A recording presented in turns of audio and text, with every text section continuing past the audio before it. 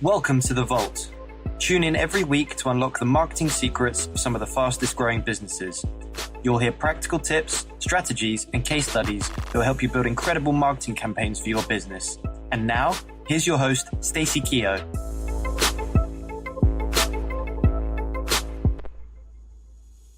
Hello and welcome to the show. I'm so excited to introduce you to today's guest.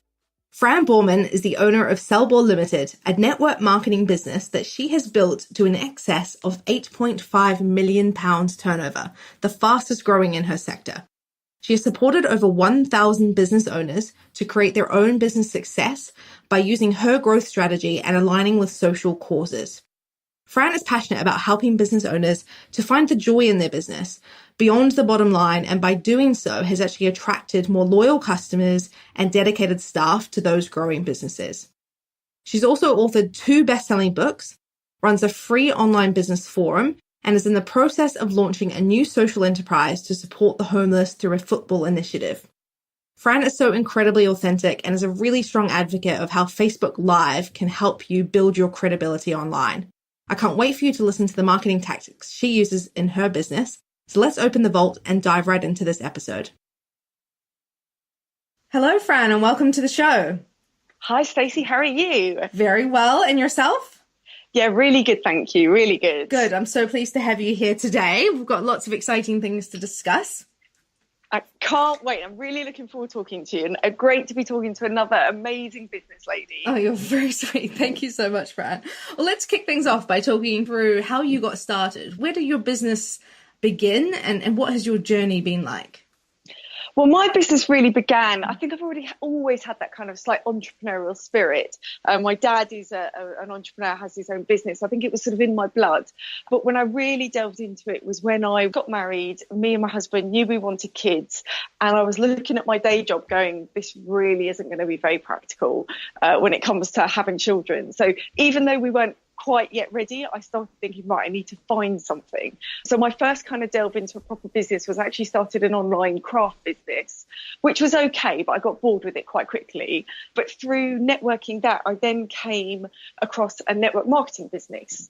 And most people in business will have heard of network marketing. It's a sort of direct sales business where you can build a team.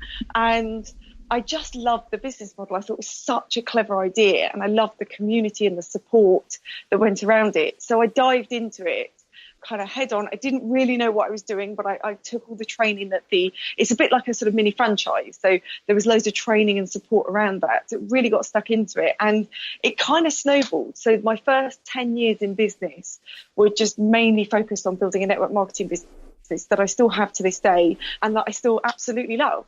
That's brilliant. I think we can all relate to that, I think. We've all seen the network marketing businesses out there. And I think it's so great to actually hear you speak so positively about that sort of thing, because I also have some experience in the network marketing industry. And I too actually look at it in a really positive outlook in terms of the skill set that I've learned and the types of people that you get to bond with and build relationships with, not only with your team, but also with clients and customers and things like that as well. Absolutely. And I think that's not common really, is it, actually, in that industry?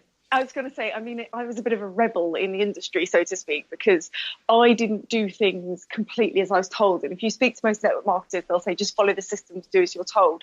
And there were certain things about it that didn't sit right with me. And it is effectively, it's a sales business, whether you like it or not, it's about sales. But in my view, every business is about sales. Whatever you do, couldn't agree more. You've got to sell. Mm-hmm. And also every business is about people and managing people, which is exactly what network marketing is. But the industry probably has a little bit of a bad name because it has had over the years very pushy salespeople, people that aren't honest, people that, you know, say, oh, come along to a meeting, and then it's something completely different to what the person was expecting, and all these kind of bad practices. And one of the reasons my business actually became the fastest growing in its sector, and it was really because, to an extent, I kind of stuck 2 fingers up at the rules and said, I'm going to do what I feel is ethically right and what I feel suits this business, because I could see the power of the business model, but maybe didn't like all the practices. And of course, when I started doing that, it took some time. And again, a lesson for business, anything the success is what happens when no one's watching. It's all those kind of little things that I was doing in the background for years. And within 5 years, the business had just exploded. And I was being followed by people that also loved the business model, but wanted to do something that was a bit different and that wasn't the pushy sales, but was actually about genuinely wanting to do good. And that's something that you now see in network marketing across the industry more. But there are still, like in any industry, there are still practices that could be improved, shall we say. Yeah, definitely. And I think it just makes sense, doesn't it? Like, to want to enjoy what you're doing, to actually focus on building the relationships with people, which is, I think, ultimately the reason a lot of people get involved. Because it is one of those businesses that often, might be a stay-at-home mom that kind of gets into it, or somebody who's looking to start a little side business on top of maybe an existing job with the option to exit out of it and go into that full time. And you're looking for that community, you're looking for that support. So I think that makes sense to just focus on the people from the beginning and do things ethically and in a way that makes you feel good. And that makes good business sense to me. Absolutely. And whilst it may not get the fastest, quickest results, it's when the difference is when you stick to it. That's when all of a sudden you find that you've built a reputation, you've built trust with people. And it was always, my business was always compared to other businesses within our company. And mine seemed to have much more sustainability. People were staying indefinitely pretty much. They were continuing to work. They may not be the fastest workers, but they were making a genuine difference. And that was, again, it was all sort of built around this kind of good ethics and actually going, yeah, we've got to sell, but let's do it in a way that's nice and that we enjoy. It sounds a little bit like the tortoise and the hare. So you're sort of doing everything the right way. It is a little bit like that. Yeah, absolutely. Okay, good stuff. So then what happened then? So you got this business to a point where you're pretty comfortable. I believe you got it to a point where you were working pretty passively. So, I still love my network marketing business. I still grow it. It's still there, but it provides me with an income. And it provided me, therefore, with an opportunity with both an income, but also for some free time to look at other things and starting to kind of expand my capability. And I learned so much through that journey of building that business for 10 years that I suddenly realized I was sitting on this wealth of knowledge, plus a real desire and also the finance and the time to do something different. I think sometimes you don't realise the value that you have. I'm very British. I'm kind of very, I don't like to blow my own trumpet. I find that stuff quite difficult. I got to the point where I realised actually I was sitting on a huge amount of knowledge that would genuinely help people. I just had to get over myself and start talking about it.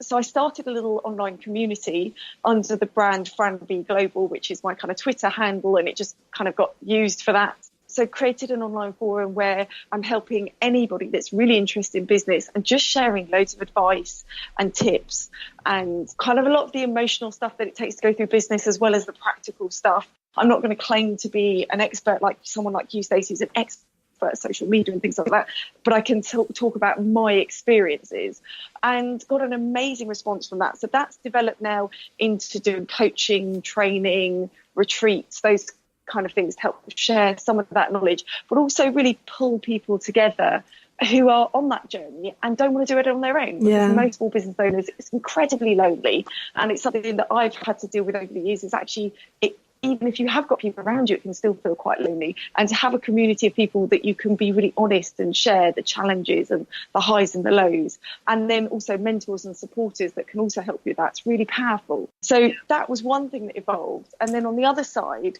I then started getting lots of opportunities, talking to lots of people. I started doing some strategic work for some other corporates and helping them look at their business strategy. And then I ended up meeting an ex-pro footballer. And he asked me to do some work with him and to see if I could support his foundation. And that's now spun off into a whole nother company, which is incredibly exciting. There's a couple of really good nuggets that I think our audience would really enjoy hearing about. So I think when you talked a little bit about starting an online forum, that's in fact in a Facebook group, isn't it? That's where... That's right. Yeah, perfect. Yeah, and I did it just as, again, as I say, I'm not an expert. I know you can have pages or whatever, but I just did a group because I felt that people were going to share, and they do share stuff in there that maybe they don't want their friends seeing, because if, they're having challenges. So in a group, at least they know it's only the membership of that group and everyone that's in that group is in a pretty much same position. It's a safety net, isn't it? And it's just a great forum to be able to share the successes, challenges, but also ask questions and really help to progress outside of, what you're portraying on perhaps your key social media pages, whether it's your Facebook page or an Instagram page or whatever. So I think that was great. One thing that I've obviously observed you doing within that group, and I think across Facebook too, is you utilize Facebook Live a lot.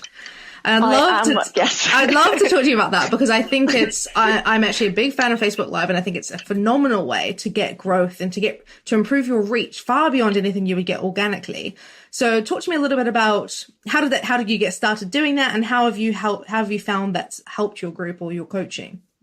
Well, I think the interesting thing was, prior to doing that, and you and I knew each other in the early days of this, Stacey, you would have seen some of my hideous attempts, because prior to getting into the lives, I tried to do very professional pre-recorded videos, and I spent time editing them and so on, and at the end they were pretty average. And because I felt the pressure of, okay, I've got to record this, and I don't like that, I'll take that out and cut that out, the actual quality of them wasn't very authentic, and it wasn't very good. And I remember having a chat to a very good friend of mine. He said to me, it's just not you, it doesn't reflect who you are, and you need to get better at reflecting who you are. And I just thought, oh, sod it, I'm just going to try and do it live.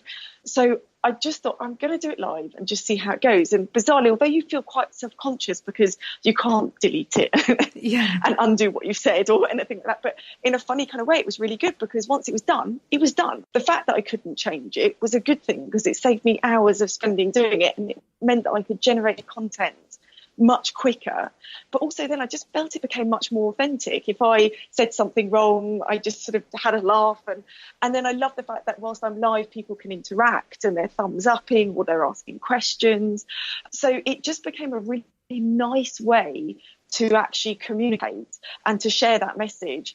And I think because people are part of it and they're watching it live with you, they feel more part of it as well. So they feel like you're talking to them. So it's just a real authenticity. So two main reasons, that authenticity, but also, to be quite honest, saving time. Yeah, I can totally relate to that actually, because I think recording video, you can I do it with the podcast too, recording intros. I can't tell you how many times I probably recorded an intro 16 times. And I'm like, why? The first one was fine. It was okay. But you just record it because it's not perfect. And you just waste a lot of time. So I think that makes total sense. And I think, obviously I agree. I think, coming off as an authentic and credible person is easier to accomplish actually when you just do it live. And I think if you live what you say, so for example, you always talk about, being authentic and being transparent, and that's just who you are as a person. And I think that translates through all of your brands. So that's easy for you, that's easy for you to just be who you are across those Facebook lives. I imagine the only time that it becomes a challenge for anybody in business is if you're not as authentic as you say you are. So that's true. That's true. And I mean, maybe that's the lesson, because I don't think there's me, effectively, if I am now coaching other startups, entrepreneurs, I'm working in corporates, and there is that thought of, oh my gosh, they could go on and see a Facebook Live I've gone and not like it. But then I go, well, do you know what? That is who I am. And if they don't like it, I'm probably not going to be the right fit for them anyway. So having that real belief and faith in who you are and what you stand for, I think is so valuable. And it's what people want these days. We're all fed up of the kind of plastic fake life, that actually we want people that aren't perfect, and I guess as long as you're willing to say, actually, I'm not great at this part, and then the value is then you usually, if I find something that I want to share with my audience that I'm not great at, I'll find somebody within my audience and say, hey, come online with me. And I think that's quite empowering, because it shows everyone else that I'm still learning as well, and it makes them feel better about themselves. It just makes you a real person, somebody that you'd want to do business with, So my next question, you mentioned there that you, through the process of setting up this group and talking to lots of different people, and you got speaking engagements, then you met a pro footballer, and you're about to tell us about this next business. But how did that come about? How did you build that group? Where do all your people that are inside the group come from? And how did that lead on to those speaking engagements and getting introductions to high profile people? Several things were happening at the same time. So one was making this decision to start the group. If we wind back a little bit from there, I started talking more open. Before I even started the group, I started talking much more openly about what I was doing, some of the advice I was giving. And I feel, my motivation is not about making money. My motivation is about impact and helping people. So I thought, actually, I just need to talk about this stuff and help as many people as possible. So I started crafting some talks so that when I went, or crafting also what I was saying when I went to networking events and talking to people. And that helped them refine my messages. So I started to get a few key messages of how I thought I could help people. And when I go to, for example, a local networking event, I would speak to somebody and I would share with them a bit of content rather than trying to sell to them. I would share with them a theory or an idea or something that I thought would help them, or I would try and connect them with someone else that I thought would help them. And very quickly, I became quite a trusted member of those communities.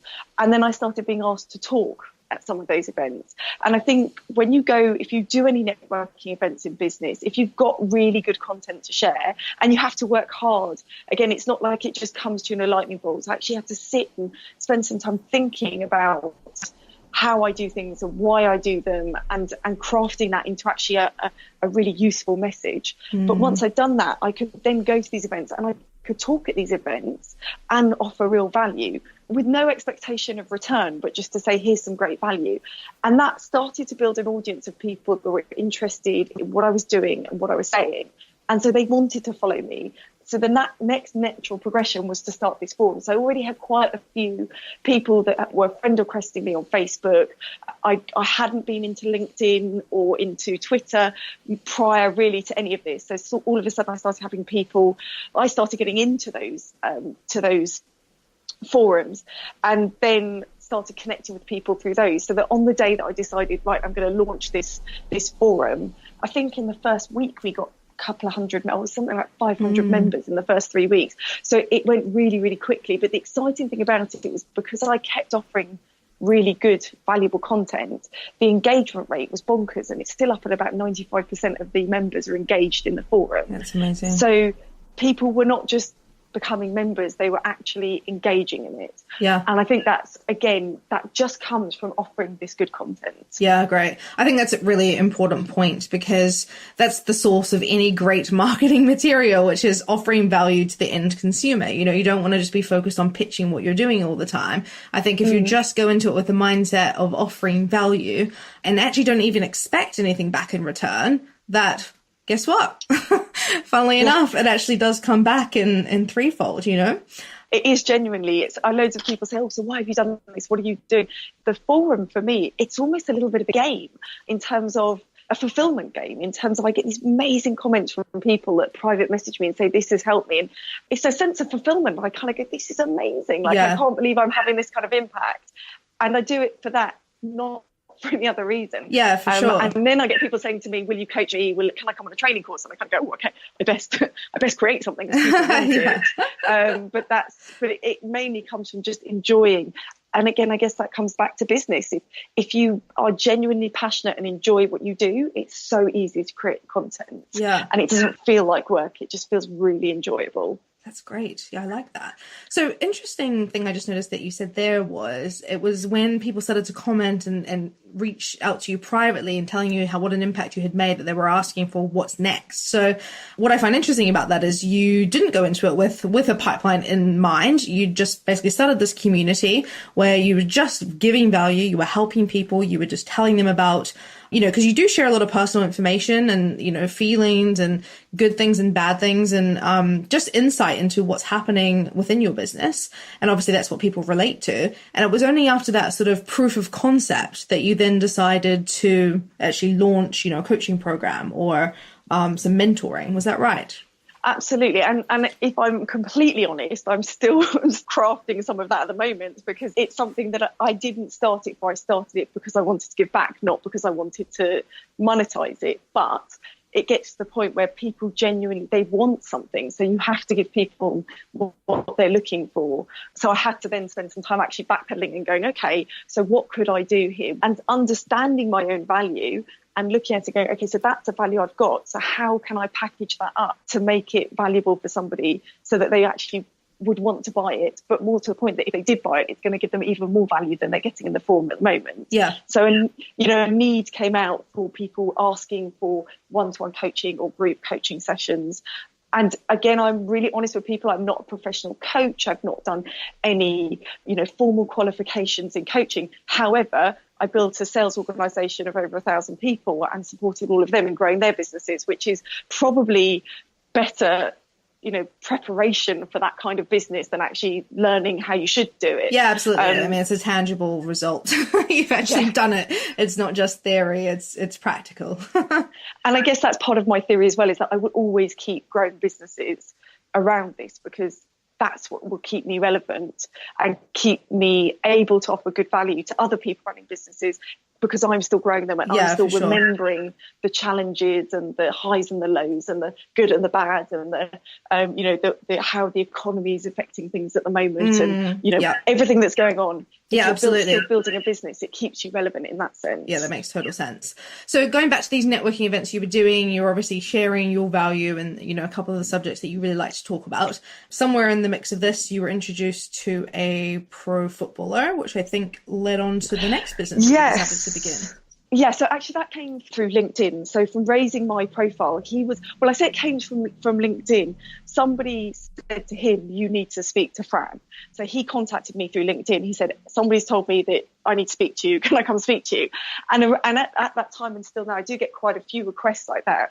And I'll be completely honest, and I love it if you listen to this later. I thought, oh God, here we go. Another one. I wonder what he wants. I said to him, if you can come to me on this date, this time, we'll have a cup of coffee and let's have a chat.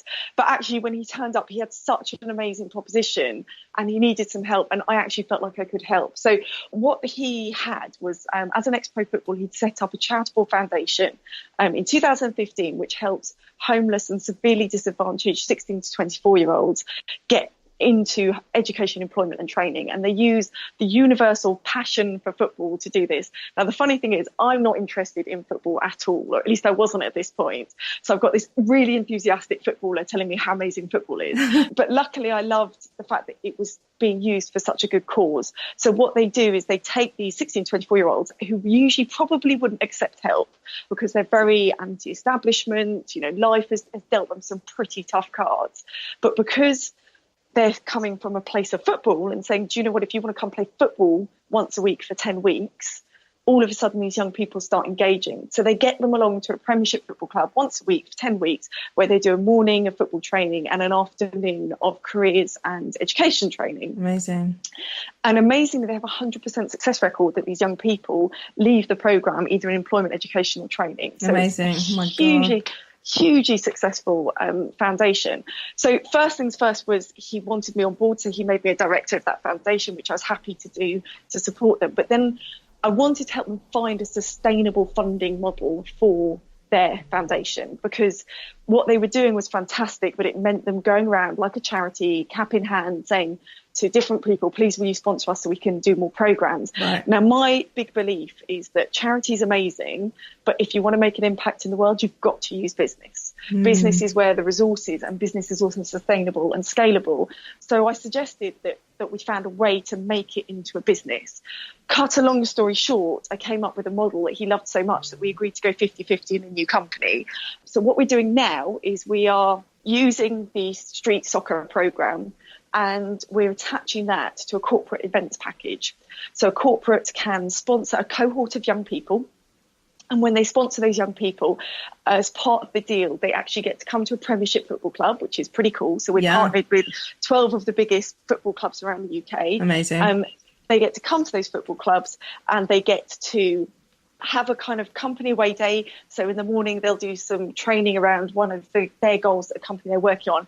And then it goes a little bit apprentice style, because then we're going to split them into two teams. And what they have to do is, in their teams of these are the execs that have come from the corporate, they have to deliver in the afternoon part of the training session to the vulnerable young people. So they have to find engaging, exciting ways to deliver the training to the young people, which means in the afternoon they get to meet the young people that they're sponsoring. They get to add value. They'll get to know them as well, which will be quite eye-opening. And then at the end of the day, they'll get the opportunity to telephone mentor those supports, those young people, just 15 minutes a week through the 10 weeks, but also be part of their graduation and all get them together at the corporate's head office when they graduate, so that everybody can share what they've learned through the experience, both the young people and the execs. So it's a really exciting product. Yeah, isn't it just? Gosh, it's like where to begin. That's so great. So, I mean, because there must be a lot of corporates out there that are really looking for, the rise of the sort of social enterprising and wanting to give back. And it's almost an expectation, isn't it, from corporate social responsibility perspective. So, yeah, I think the concept sounds incredible. I was going to say, Bruce, a big part of my drive on this is I see loads of companies wanting to do their corporate social investment, but it's all very hands-off. It's, we just send a check. Yeah. And my view is if you want to actually make a difference, you need to get some value from that. And sending a check, you don't get any value from it. Whereas this, your staff will come out more engaged. And we're already looking we've already had an offer to work with some of the biggest universities in the UK that believe in what we're doing so much that they're going to start creating some data around what we're doing in terms of staff engagement and those kind of things so that we can actually prove the value that an exec is getting and that a company is getting, as well as the value that a young person is getting from coming through the programme. I mean, I love the concept. I just think, I run obviously quite a small business, but we do an annual team day every year where we get the whole team together from around the country and we all go out and do something fun together. And I just know that we're only doing it once a year at the moment, but I've been looking at whether I should be doing that more often, because when we are discussing things like how we want to be giving back and how we want to make a social impact, that's what really gets them excited. They're really engaged in that sort of aspect. They've got loads of ideas around it. They're very creative. They think of things that I had never even thought of. So I can absolutely see how even, on a more corporate level, the direction they must be able to take things in, and just getting them, people are involved or excited about something that's outside of their normal corporate office job, I think must be exciting for them. And I think it's making it tangible. If you look at all the the millennial, Deloitte did a fantastic millennial survey. So if you talk about the next generation of workforce coming through, they want more than a salary. And if they don't get it, they're not going to stick around. Yeah, that's so right. Employee engagement is a huge, huge issue at the moment, trying to get employees actually engaged in what you're doing. And the best way that I've seen is to get them engaged and connected to a socially good cause, because then they feel much more connected to their company, because their company is empowering them to make an impact in the world, which at the end of the day is what most of us want these days, is to make a genuine impact. And the difference with this program is not only is it hands-on, but because they go through the whole 10-week program with the young people, they're actually going to have that not just as one day. It's going to be an ongoing thing where it's flesh and blood. They get to meet the young people, get the young people to come to their office. And we're already talking to some of our first corporate clients. They're actually talking about the opportunity to employ some of the young people when they finish the program. So actually we might get some of those homeless young people now even jobs at the end of it with the company that sponsored them. Wow, that's so incredible. Look at the way that's unfolding. Yeah, it's really exciting. Really exciting. And I think one thing I want to dip into a little bit here is what I've observed, because I'm obviously I'm inside of your Facebook community as well, is that you are documenting that entire journey. Yeah, so to tie into the sort of Fran B Global brand, the day I launched the forum was the day that I met and agreed to go 50-50 on this new company. And that was part of the motivation to do it, because I know what it takes to set up a new business. I've set up other businesses over the years. And I've also been a non-exec director on other company boards. I know all of that stuff. And realising how much I know, I thought, actually, what's the best way to disseminate this to people that are starting up? And for me, the best way was, let's just record the whole journey of a new startup. So every step of the way, everything that we do for the new startup, pretty much, I record a little video and say, guys, this is what's happening, the good and the bad. So it's not a kind of, this is a case study and everything is perfect. Yeah. We had a thing recently where the branding came back and none of us liked it, and then it was like, oh my goodness, we're trying to launch and we haven't got a logo. And so I shared all how we dealt with that, how we break it down, how we backpedaled. So sharing that through the community so that other people can start to see, actually, what is it when you start a new company, what's it going to be like, what actually goes on, and actually how much commitment is involved. Yeah. Because we see Dragon's Den on TV and somebody getting, 100,000 investment, and we think, oh, that was easy. But you don't see all the stuff that goes into it before then to even get somebody to that point, let alone what happens after that. That's so true. And I think it's important for people to see the good, the bad, and the ugly, you know? That's the reason that there aren't more people running businesses, because they are nervous about those sorts of things, or one, aren't willing to put in the work to actually complete and run a successful business. Or the flip side is just not having the right, or just not knowing what to do in situations. So I think seeing that it's not all as glamorous as it sometimes seems on the surface of watching someone else's social media page, but actually the gritty stuff that's happening behind the scenes that you're documenting, I think is just amazing. And hopefully people also see we have a lot of fun, and there is it's one of those things that we don't probably record as much because there's a lot of laughter that happens. But I think people get from me the excitement that we are having fun, and again realizing that with this stuff, even when things go wrong, you can still smile through it, and as long as you're mitigating your risks enough that you're not doing something stupid, you can still actually have a lot of fun even when things go wrong. But the reality is it's hard work, and that's what I want to share with people, the hard work that it's going to take to do this, and the reality of that. And even, it may be I'm on the forum in a year's time going, do you know what, none of it worked. we lost everything, and we're gonna have to start again. And if that's the case, great, because again, welcome to the real world. That's what happens. We will do everything we can for that not to happen, of course, because it's a very important social cause that we're working towards, but that may be the way it goes. And when I decided recording it, I thought, whatever happens, I'm sharing this, because people need to see what happens in real life. I like it. I think it's really good.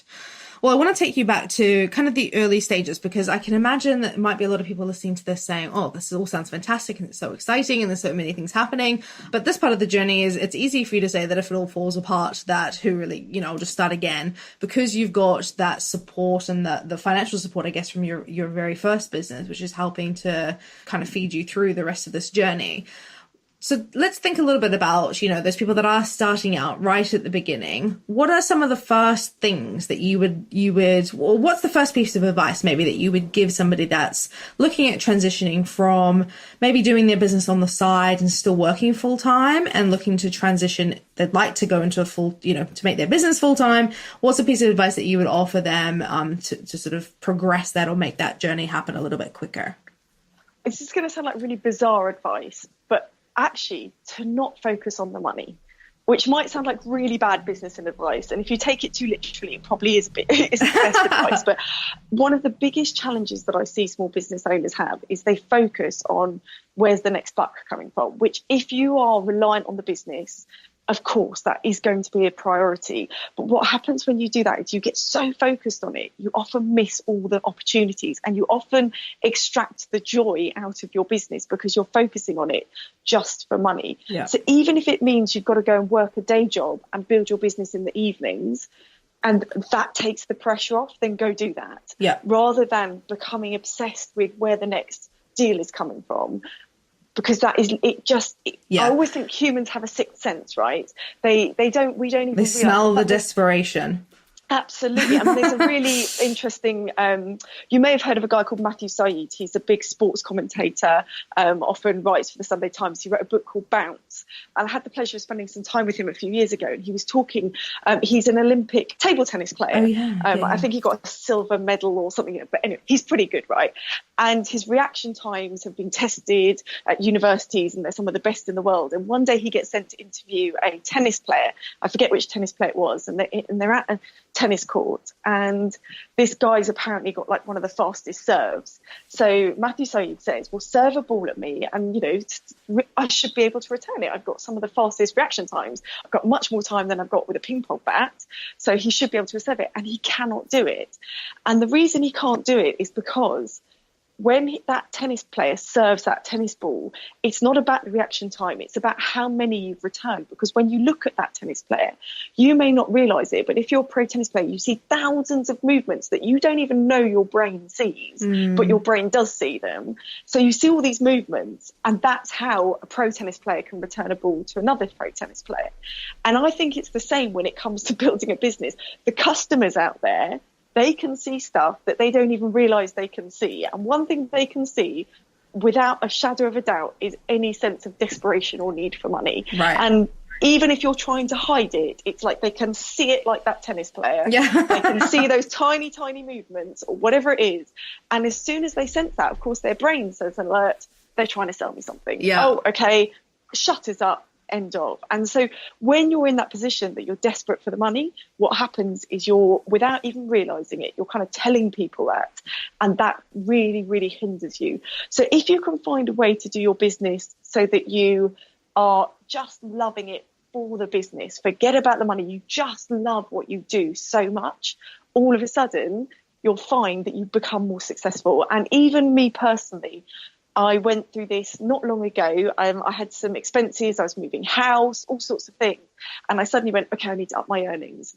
And do you know what? For the first time in ages, I just couldn't bring money in because I'd suddenly started focusing on the money again. And it wasn't about doing what I was passionate about doing. It was about focusing on the money. Yeah. So if you can try to unfocus on the money, the caveat on this is what you're doing has to be commercial. Yes. Good point.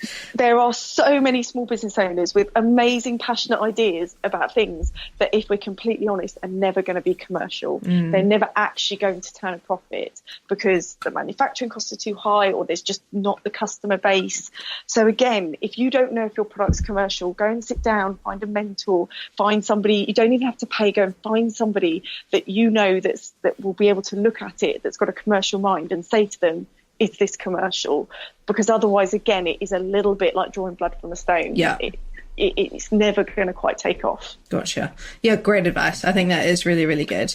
So tell me, just to wrap things up here, Fran, what's next on the agenda for you? What's in the pipeline? Have you got any for Goal 17, which is the new business partnership business that you've just launched? You got any marketing tactics up your sleeve that you're planning to implement? What's happening? Well, we have, if we pull it off, it will be amazing. We have a launch happening, all being well, in the next couple of weeks, that we've been trying to work our contacts and beg, borrow and steal anybody that else has got good contacts to do a little launch event where we're going to hopefully drag in some professional footballers. We've got a big online TV channel that wants to film it if we can get a few people involved in it. Oh, so we're going to do a little bit of and this is way out of my comfort zone, Stacey. I've never done anything like this. It's going to be a bit of a kind of like video PR stunt, but if it works, it'd be great. So it's a new territory for me. So again, if anyone wants to see me completely mess up on that, please come and watch the forum. We had a meeting the other day and apparently we were all wearing tracksuits, which I'm not thrilled about, but there you go. This is what happens when you work with footballers. They insist on wearing tracksuits all the time, and apparently I need to be part of the team. Oh my goodness, there you yeah, go. That is a challenge. Well, that sounds so exciting. I'm so looking forward to hearing a little bit more about that. Yeah, and I was going to say, other than that, it's just business as usual. Keep putting stuff on the forum, keep sharing the message, and just, again, advice for any business owner, just see where the wind takes you. I don't know what's coming up next, but I'm just getting myself out there, speaking to lots of people, building lots of relationships, working with lots of people, and let's see what happens. Yeah, I love it. It's so great. So, Fran, how can we reach out to you? How can we get in touch? Where do we find you? Tell us a little bit about where we can locate you online. So on Facebook, it is Fran B Global, so FRANB and then Global, all one word. So that's both my personal profile and you'll find the Facebook group. Again, please do join us. Come and join the craziness that goes on in the group and join in the conversation. Twitter, again, it's all Fran B Global, so you can just follow that. Awesome. And if you want to watch specifically the feeds from Goal 17, that's Goal 17 Global. It is more of a corporate product. If anybody here is corporate, we'll be doing a lot more on LinkedIn, because it is aimed at companies with sort of at least 100,000 turnover plus. So if anybody is interested in that, please do come follow the journey. But if you're a small business owner and you just want to learn the lessons and see how it takes and just be part of the fun, then Facebook and Twitter, and still, connect on LinkedIn as well. But it's the Fran B Global bit is where you'll find more interesting content. I love that. That's perfect. Thank you so much, Fran. I've really enjoyed listening to your journey, and the amount of things you have going on right now is just really exciting. So I think we're all looking forward to following your journey and seeing what's next for you, really. So thank you so much for joining us on the show. I really appreciate your time. Thank you, Stacey. It's been wonderful talking to you, and really excited to see all the stuff that you're creating as well. Thanks so much. See you soon. See you soon. Bye. I loved recording that podcast with Fran. She has so much energy. I love it. Here are my top 3 attention grabbers from this episode. Attention grabber number 1, utilize Facebook Live. To be able to show off who you are as a personality gives you so much authority. How it made her more authentic. It just meant that she wasn't recording different versions of videos over and over again and trying to edit them. She just really just put herself out there and wasn't so focused on making the message perfect. She was just focused on making it honest. And I think for anybody that is living their true core values as a person and through their business, that is something that you shouldn't be afraid to do. So I think utilizing Facebook Lives and, one of her top tips there, it saves her time. She doesn't worry about all that editing. She just gets out there and does it, and it's done, and it goes and does the work for her. So utilizing Facebook Lives, even getting on Instagram Live, utilizing those free platforms, great advice. Attention grabber number 2, proof of concept. One thing Fran talked about there was going out and testing the market before you actually develop a product or a service. So within her Facebook community, or her forum as she calls it, going and testing, asking people questions, people responding to her advice about things, and then them asking her to create a product, I think is just a fantastic piece of advice. So she hasn't gone and spent a bunch of time and money creating a new coaching program that she wants to deliver before she knew that people actually wanted to purchase it. So I think thinking about, proving your concept is actually worth something before you go and invest either time or money in creating it is just a great piece of advice. Attention grabber number 3, document your journey. That is so awesome. I love it. And I think Fran does such a good job of it too. For anybody that hasn't seen her online, please do go and check her out, Fran B Global. She just makes a really, really great impact in terms of nobody's perfect. She shows off the really good sides to her business, the wins, all the fantastic success that they're having, but she also shows the challenges too. And again, that just helps to build so much trust. And I think, she's doing that for one part of her business, but then her coaching business is also benefiting from that because people are seeing, how she reacts to things that are challenging, how she gets on with things when there's a problem, being able to show off that what really happens behind the scenes in business helps to build that trust and actually leads to more business for her. So documenting your journey, I think it's great. That's it for this episode. Don't forget to connect with Fran via her social media channels, and I look forward to joining me next time where we'll be meeting another business owner who will unlock their vault of marketing knowledge and provide us access to their secrets to success within their business. You've just been listening to the Vault podcast with Stacey Keogh. If you've enjoyed the show, she'd really appreciate you leaving a review on iTunes. And don't forget to head over to www.thevault.global for more free content that will help you build an effective marketing strategy.